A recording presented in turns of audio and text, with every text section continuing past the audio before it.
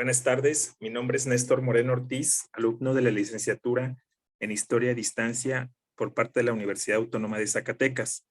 A continuación procederé a hablar de la historiografía en la obra de René Descartes y Giambattista Vico.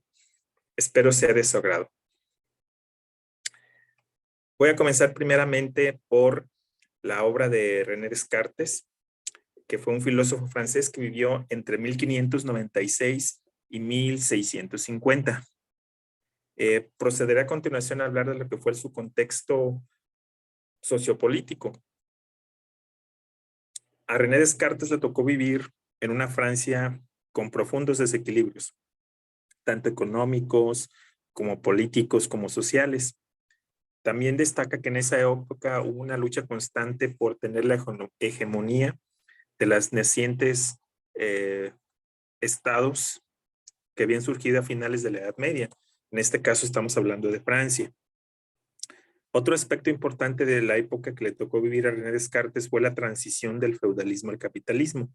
Recordemos que el feudalismo inició un proceso de decadencia, sobre todo a partir de de finales de la Edad Media, y en el siglo XVII y XVIII ya empezaba a verse un auge del capitalismo, en particular por la expansión de los mercados mundiales. Otro aspecto importante de esa época fue la reducción de la producción agrícola, lo que ocasionó graves hambrunas y a su vez produjo la reducción de la población en aproximadamente un tercio. Y por último, un aspecto importante fue que se empezó a hablar de los derechos humanos. Bueno, en cuanto a la formación económica de René Descartes, cabe destacar que fue prácticamente de tipo humanística, ya que estudió Derecho y algo de Medicina. Lo que llama la atención es cómo René Descartes pudo adquirir el bagaje científico si estudió humanidades. La respuesta es en estos dos personajes cuyos nombres fueron Isaac Pitman y Jan Volhaver. Isaac Pitman fue un médico judío holandés que estudiaba mecánica hidráulica y que le enseñó algunos aspectos de las ciencias pues exactas, sobre todo problemas físicos. Y Jan Volhaver, por su parte, fue un ingeniero. Entonces, de estos dos personajes adquirió las bases científicas. Pasamos ahora a lo que se le denominó el método cartesiano, que es por lo que se le conoce más a René Descartes. Y básicamente lo que destaca de él es que la aplicación de la física y matemática se puede aplicar, valga la redundancia, a todas las áreas del saber, ¿sí? Es decir, generaliza los principios de las ciencias exactas a las demás ciencias. Aparte, otro aspecto importante del método cartesiano es que la razón humana es el centro del conocimiento. Y bueno, eso seguirá por muchos años, ¿no? Y será la base de otras ideas filosóficas y científicas, ¿no? La razón como centro del conocimiento. Bueno, y voy a leer un pequeño texto que me gustó de las lecturas. Dice que la razón humana es un don divino a semejanza de sí. Se puede descifrar ese orden avanzando paso a paso desde las intuiciones evidentes y los principios más simples hasta los fenómenos más complejos. Entonces, lo que proponía Descartes es analizar primero las cosas más sencillas de un todo, es decir, analizar las partes para comprender el todo, en otras palabras. Otro aspecto del método cartesiano fue que, bueno, gracias a él se dio nacimiento al método científico que conocemos todos, ¿no? Y que lo hemos estudiado en secundaria y prepa sobre todo, que es básicamente pues la sucesión de varios pasos que son la observación, las hipótesis, la experimentación, análisis, entre otras. René Descartes no propuso tal cual estos pasos, sin embargo, ya se vislumbraba en sus obras que se debían seguir estos pasos, ¿no? Y obviamente, pues sabemos que en la actualidad pues son la base del método científico. O bueno, otros principios propuestos por Descartes fue que la unicidad de la inteligencia, es decir, que todos los humanos tenemos, digamos, un tipo de inteligencia, ¿no? Y bueno, decía, como ya lo mencioné, que empezar de lo más fácil a lo más difícil, analizar los elementos más simples de los fenómenos complejos, usar la intuición y la deducción como ejes centrales de todo conocimiento y de toda investigación. ¿Sí?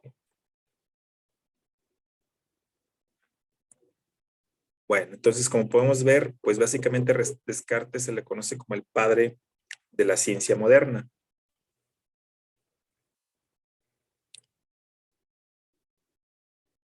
Bueno, también un punto importante fue que Descartes propuso un modelo analítico del conocimiento. Conocer es llegar por la vía del análisis hasta los elementos últimos de las cosas. ¿Sí? Más o menos volvemos al mismo tema del método científico, ¿no?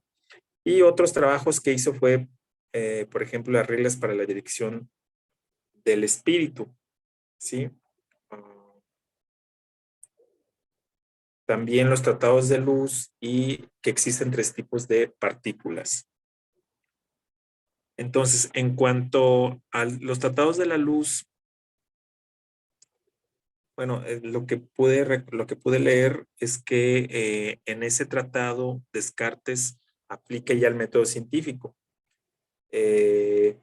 Dice textualmente, dice, Dios ha dado la existencia al universo creando de la nada la materia en movimiento. En consecuencia, materia y movimiento serán los dos principios metafísicos cartesianos. ¿Sí? En cuanto a los tres tipos de partículas, Descartes menciona que son básicamente tres, que fueron fuego, aire y tierra. Estos tres tipos de partículas tienen sus raíces en los conocimientos griegos. ¿Sí? Bueno, y en cuanto a la historiografía, lo que yo puedo aportar, una conclusión que yo saqué es que Descartes aportó los principios intelectuales para que en años posteriores la historia pudiera ser analizada de la misma forma a como se estudiaba las ciencias exactas.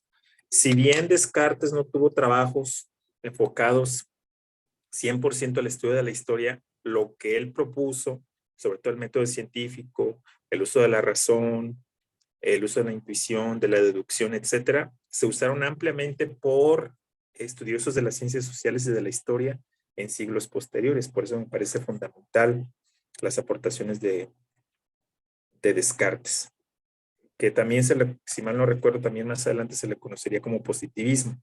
¿Sí? Bueno, pasando ahora a Giambattista Vico, que fue otro filósofo italiano que vivió entre 1668 y 1744. También estudió en las humanidades, fue abogado y filósofo, originario precisamente de Nápoles. Y a diferencia de Descartes, pues Giambattista Vico sí vivió condiciones adversas, ¿no? En su niñez y juventud. A pesar de lo anterior, logró, logró salir adelante. De hecho, tuvo fuertes problemas de salud. Muchos doctores ya lo habían desahuciado, pero a pesar de todos esos problemas, destaca la aportación de Giambattista Vico. Bueno, en cuanto al contexto sociopolítico, dice que a Vico le tocó vivir una época asociada al periodo histórico conocido como la Revolución Científica del siglo XVII. Pensadores famosos tales como Galileo, Newton, Leibniz, entre otros. También es importante mencionar que él fue hijo de un campesino. Entonces, vuelvo a insistir en que sus condiciones fueron adversas, ¿no? Bueno, algunos de los principios propuestos por Giambattista Vico, o que se le atribuyen a él, se le considera que fue el precursor del pensamiento sistemático y complejo. Se pronunció contra el racionalismo cartesiano. ¿Sí? Propuso la división en triadas, naturaleza, tres tipos de naturaleza, tres tipos de derecho, tres tipos de gobierno, etcétera, etcétera. Como ejemplo voy a explicar lo que son los tres tipos de naturaleza que de acuerdo a Giambattista Vico es la poética, la creadora y la divina. La primera se le conoce como de los teólogos, la segunda como heroica, por los seres de origen divino, y la tercera humana, que es la inteligente y por lo tanto modesta, benigna y razonable. Entonces, quizá para él la tercera naturaleza es pues la que vive en su momento histórico y a la que ha llegado el hombre. ¿Sí? Entonces también Vico afirmaba que los primeros pueblos se diferenciaban de los modernos por su forma de pensar, ya que esta era muy diferente de la nuestra, basada sobre todo en el uso de la racionalidad. ¿Sí? Entonces le atribuye pues otra forma de pensar a los antiguos. También abogaba por un proceso hermenéutico y de autoanálisis de las maneras en que se forma el pensamiento, es decir, interpretar, tratar de interpretar cómo el hombre llega a pensar lo que llega a pensar. ¿Sí?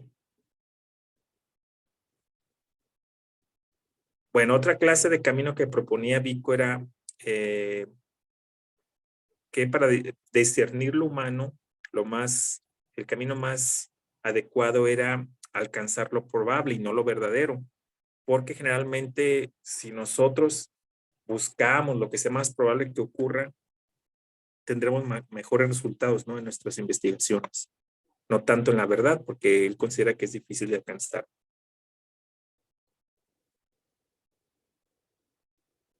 Bueno, antes de mencionar lo de la historiografía, me gustaría mencionar otro aspecto importante de Giambattista Vico, que fue la doctrina conocida como Verum Factum Convertuntur, que se refiere a la correspondencia de los hechos con la verdad.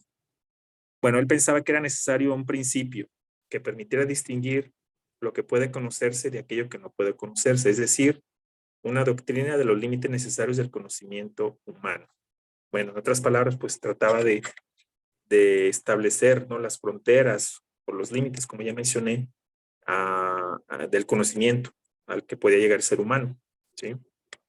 Ahora sí, pasando a lo que es la historiografía, Giambattista Vico sostenía que ciertos periodos de la historia mostraban un carácter general que informaba los detalles particulares, carácter que reaparecía en otros periodos históricos. Es decir, que ciertos aspectos de la historia podrían repetirse, si bien no exactamente igual, algunos aspectos sí.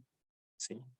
Luego decía que el movimiento cíclico de la historia no era una pura rotación de fases iguales, el movimiento era en espiral y no en círculo.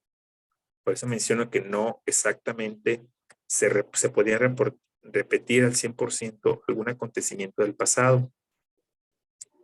Bueno, decía que después de un periodo heroico seguiría un periodo clásico. ¿Sí? Bueno, otro aspecto de la lectura que me llamó la atención fue que esta imagen que se refiere al grabado del frontispicio y que se considera la introducción a la ciencia nueva, uno de los temas más importantes de la obra de Vico. Y bueno, si interpretamos algunos de los aspectos, algunos de las cosas que vemos en esta imagen, por mencionar dos, porque en la lectura se hacían varias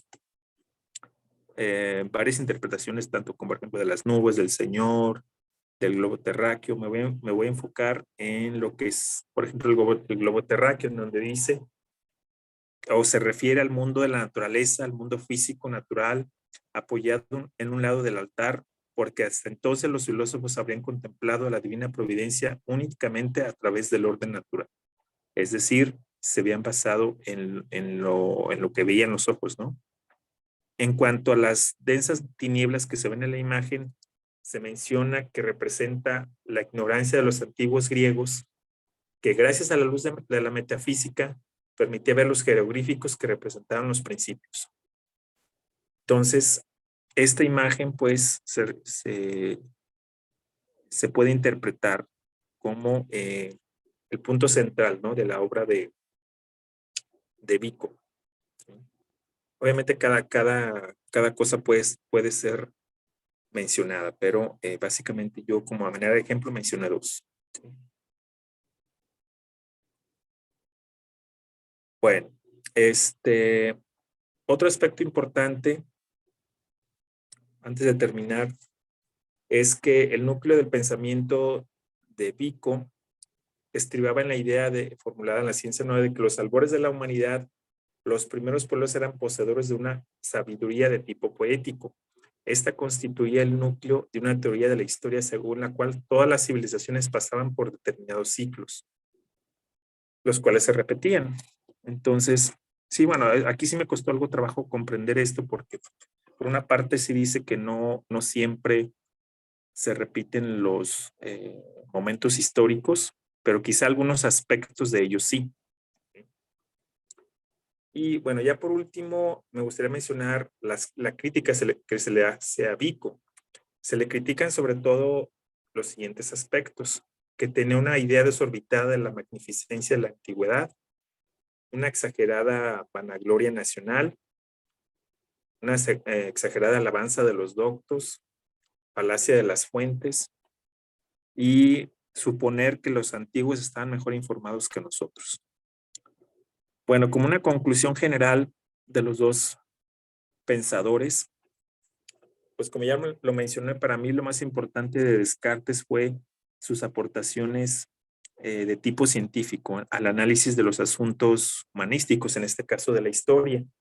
Y de parte de Giambattista Vico, pues el haber puesto en el centro del debate, ¿no?